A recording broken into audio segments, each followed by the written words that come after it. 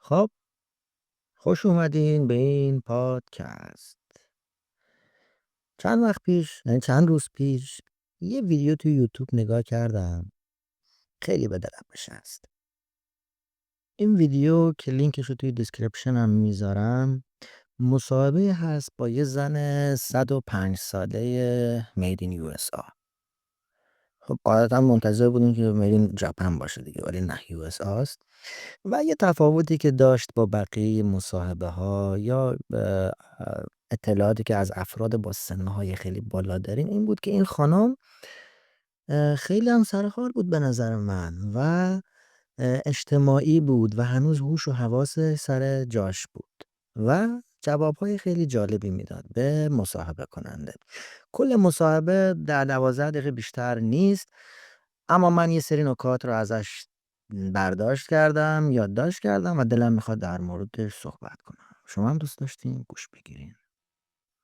مصاحبه کننده شخصی است به نام حاصل کلچر که برنامه‌ای که میسازه در مورد بهینه‌سازی و افزایش راندمان و نمیدونم افزایش چیزای شخصیتی و سرمایه گذاری بر روی خود و از این چیزا هست. اما این مصاحبه یه مقدار متفاوت هست و این مصاحبه واقعا من رو یه مقدار تکون داد. مصاحبه همونجور گفتم با یه خانم 105 ساله هست. خیلی 105 ساله. یعنی کسی که وقتی جنگ جهانی دوم تموم میشه تازه 25 سالش بوده. کسی که اون افسردگی بزرگ به قول خودش رو بعد از جنگ جهانی دوم دیده، ظهور تکنولوژی رو دیده، ورود تبلیغات رو دیده و خیلی چیزای دیگه و هنوز زنده هست و هنوز اینجاست.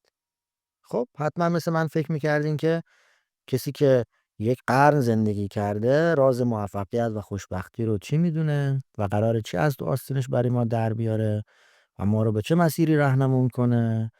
اما جوابش چیزی نبود که من انتظار داشتم و فکر میکنم این همون چیزیه که همه ما تو این دنیای پرسرعت گمش کردیم. این خانم اسمش ژانت. مصاحبه‌گر در ابتدای مصاحبه ازش میپرسه ژانت خانم، خیلی هم خوشگل با توجه به سن بالاش، ازش میپرسه 105 سالگی چه حسی داره. ژانت خیلی رک میگه هیچی، پاهات بیشتر درد میکنه، چشات اذیتت میکنه، یکم هم کر میشی. خیلی جالبه. نه خبری از جملات عارفانه بود توی جوابش، نه یه نصیحت انگیزشی بود که کلیشه‌ای باشه، فقط یک واقعیت محض. و همین صداقتش در ابتدای مصاحبه باعث شد من میخکوب بشم. و این همون کسی بود که به این نتیجه رسیدم باید گزارش زندگیش رو برای شما تعریف کنم. چون توی حرفای سادهش یه استراتژی بزرگ برای زندگی پنهان بود. و همچنین همین جواب اولش به نظر من یک جواب عمیق هست و داره میگه 105 سالگی هم هیچ فرقی نمیکنه به جز اینکه کمی کر هستین، کمی چشاتون اذیت میکنه و پاهاتون بیشتر درد میکنه. بریم ادامه گزارش مصاحبه. مصاحبه‌گر از ژانت میپرسه بزرگترین آرزوت وقتی داشتی بزرگ میشدی چی بود؟ ژانت میگه میخواستم خواننده بشم. همیشه فکر میکردم صدام خوبه. پس آرزوی ژانت همین، اینکه خواننده بشه. و مصاحبه کننده ازش میپرسه خب چی شد که دنبالش نرفتی؟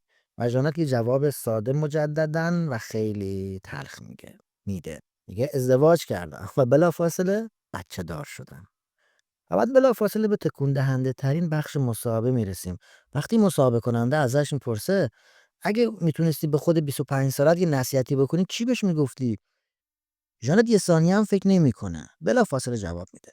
میگه بهش میگفتم هیچ وقت اونقدر جوان ازدواج نکن. آخه چه عجله داشتم؟ میگه وقتی من 19 ساله بودم ازدواج کردم و 20 سالگی هم بچه دار شدم و در نتیجه رویای خوانندگیش برای همیشه تموم شد. و فقط این نیست. به نظر من همین قسمت یکی از بزرگترین درس‌هایی هست که از زندگی یک آدم 105 ساله میشه گرفت. یعنی چی؟ یعنی حسرت یک کار، حسرت یک رویایی که دنبالش نرفتی. به قول آقای آتشی یا مرحوم آتشی، شاعر بوشهری، میگه اکنون اگر ننویسم از شقایق نورسته‌ای در این دهانه پل، فردا شاید بسیار دیر باشد. من شعرم برین بخونین، شعر قشنگیه. پس بزرگترین حسرت این آدم رویایی هست که دنبالش نرفته. ژانت یه حرف کلیدی دیگه هم میزنه، میگه وقتی جوونی و از کارت راضی نیستی باید تغییرش بدی. حالا اون میگه کار، میتونه هر چیز دیگه ای باشه. شما وقتی که توانایی تغییر رو دارید باید تغییرش بدید اگر از چیزی راضی نیستید. میگه وقتی جوونی میتونی تغییر کنی. میگه اگه به اندازه کافی چیزی رو بخوای باید بری دنبالش، چون اگه نری، اگه وقتی پیر بشی دیگه نمیتونی و اون موقع است که حسرت میاد سراغت. خب بریم ادامه مصاحبه. تکلیف حسرت هم مشخص کردیم و این خیلی مهمه که جوری زندگی نکنیم که حسرت بخوریم بعدا. اما راز این همه سال زندگی کردن ژانت خانم چی بوده؟ مصاحبه‌گرم خب طبق معمول ازش میپرسه دیگه، سوال مهمی بوده از نظرش. ژانت میگه هیچ رازی وجود نداره. میگه من همیشه غذای خوب خوردم، آدم خوشخوابی بودم، تازه سیگارم میکشیده. ولی میگه به جوونا میگم نکشین چون ریه‌هاتون رو خراب میکنه. ولی خب جالبه، سیگارم میکشیده، غذاشو میخورده، خوابشو داشته، ولی بعد یه باوری رو میکنه که با تمام فایندینگ ها و یافته های علمی ما در تضاده. در واقع ما معتقدیم که تلاش ماست که مشخص میکنه به کجا میرسیم و از این داستان ها. اما یه چیز دیگه میگه که به نظر خودم هم خیلی شبیه هست و من هم معتقد هستم که نقش تصادف و شانس توی زندگی خیلی خیلی مهمتر از تلاش ما است. میگه من به سرنوشت اعتقاد دارم. وقتی به دنیا میای همه چیز توی یک کتاب نوشته شده. اصلا مهم نیست که شما چقدر تلاش میکنین برای یه چیزی یا نمیکنین. اون چیزی که شما قراره بهش برسین از قبل توی یک کتاب نوشته شده، هرچند که تلاش رو رد نمیکنه. میگه اینکه چقدر عمر میکنی دست تو نیست. یعنی اینکه این همه تلاش ما برای کنترل کردن هر چیزی بیشتر یه جور اتلاف وقته. پس اگه رازی در کار نیست چی باعث خوشحالیه؟ جواب ژانت مردم. ژانت میگه من عاشق مردمم، باز مثل من که خیلی عاشق مردم و نوع ارتباط هاشون هستم. میگه قدیما مردم مهربونتر بودن. چرا مهربونتر بودن؟ من جوابشو دارم، ژانت نمیگه. چون قدیما خزعبلات روانشناسی زیاد پخش نشده بود هنوز توی جامعه. و یه جمله طلایی میگه مردم به مردم نیاز دارن، نمیتونی تنها زندگی کنی. و بهترین دوران زندگی کی بوده کتی؟ سوال بعدی در واقع به چیز هست، مصاحبه کننده هست و کتی میگه فکر کنم همین الان، زمان حال، چون که من الان با مردم خیلی در ارتباط هستم. و مصاحبه تقریبا دیگه تموم میشه بعد از این جملات. اما با اینکه وسط مصاحبه هم رفتم بالای منبر، یکم هم درباره نتایج خودم جداگونه بالای منبر برم. چرا این ویدیو اینقدر برای من مهم بود و شاید برای شما مهم باشه؟ اولین دلیل اینه که حسرت از شکست کشنده تره. ببینید ژانت هیچ وقت نگران شکستاش نبود توی مصاحبه. هیچ وقت نگفت شاید اگه میرفتم دنبال خوانندگی موفق نمیشدم. نه. نگران و افسوس رویایی رو میخورد که فقط در رویاش میپروروندش و هیچ وقت امتحانش نکرد. ما توی دنیا و توی رفتارمون اینقدر روی شکست نخوردن تمرکز کردیم که یادمون رفته امتحان نکردن یک چیز فقط یک گزینه است. ما اینقدر درگیر بهینه‌سازی و توی حالت بهتر رفتن کارهای روزمره‌مون شدیم که اون خوانندگی زندگیمون رو گذاشتیم کنار. پس از خودتون و از خودمون بپرسیم اون کاری که میتونستیم تو شکست بخوریم اگه تا آخر عمر هیچ وقت انجامش ندین حسرتش بزرگتر نیست. خیلی جمله مهمیه ها، خیلی دیدگاه قشنگیه. و ژانت به ما میگه وقتی جوونی و وقتی میتونی تغییرش بدی تغییرش بده. و نتیجه دوم شخصی که من میگیرم ازش اینه که تعداد رابطه و خود رابطه مهمتر از راندمان یا کیفیت رابطه است. راز خوشبختی ژانت بودن مردم هست. اوکی؟ و راز طول عمرش از نظر خیلی از محققین علاوه بر خودش هم همین هست. و وقتی شما میتونین با مردم، وقتی میگم مردم هم منظورم همه جور مردم هست، مردمی که میدونن چجوری با شما رفتار کنن، مردمی که نمیدونن چجوری با شما رفتار کنن، مردمی که به شما آسیب میزنن و همه جور مردم. رازش این بوده که کینه و عصبانیت نداشته توی رابطش. ما توی دنیای بزک کرده امروزمون گاهی یادمون میره که مردم هستن که به ما آرامش میدن. همکارای ما مردم هستن، دوستای ما مردم هستن و همه جور مردم هستن و ما نباید خیلی درگیر کیفیت این مردم بشیم و کسانی که باشون ارتباط داریم. نه، به قول اندی عزیز هر گل یه بویی داره. ما اینقدر نباید درگیر اعداد و ارقام بشیم و قواعد روانشناسی. باز یه لگدی هم ما بزنیم هر از گاهی به روانشناسان عزیز که مهربونی یادمون بره. ژانت میگه قدیما مردم مهربونتر بودن، پس راز موندگاریش هم همین هست که اون مهربونی مردم قدیم رو با خودش حمل کرده.